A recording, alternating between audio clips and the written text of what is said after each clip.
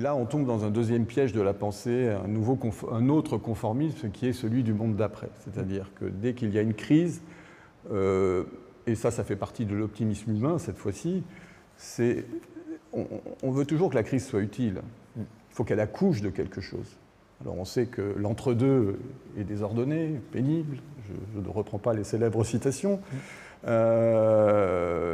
ce monde d'après, j'allais dire... On n'entendait que ça, hein, post-confinement, crise sanitaire, on n'entendait que ça. Plus on est entre guillemets dans le merdier, et plus on a besoin de se projeter dans un monde d'après, mais qui est une sorte de coquille vide, une coquille magique, et qui est l'opposé du monde d'avant. Ouais.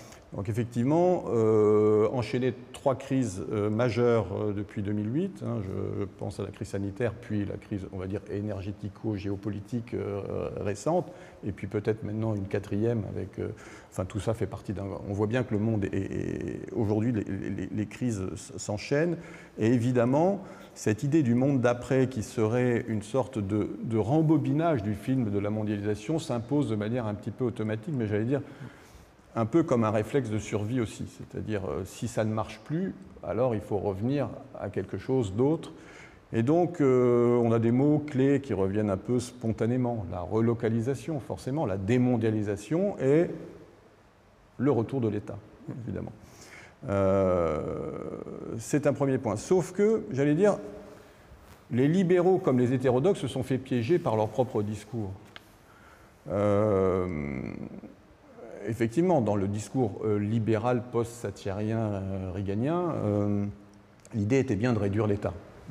Je passe sur les détails, mais on va dire qu'il y a tous les éléments effectivement programmatiques pour essayer de ramener l'État dans sa coquille, en tout cas de démanteler une partie de l'État social et de l'État en tant qu'agent producteur, enfin empiétant sur la sphère productive.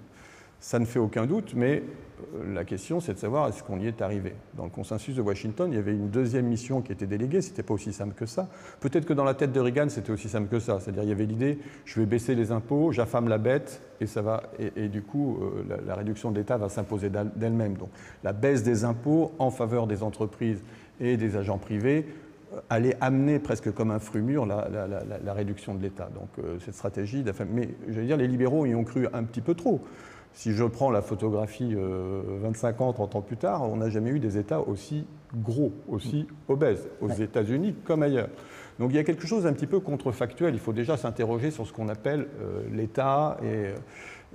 Et donc, les hétérodoxes aussi ont été tellement émus par ce discours anti-État que chaque élément de l'agression contre la sphère d'action de l'État, il y a une hypertrophie du discours autour du déclin, de la disparition, de la régression de l'État dans le cadre de la mondialisation.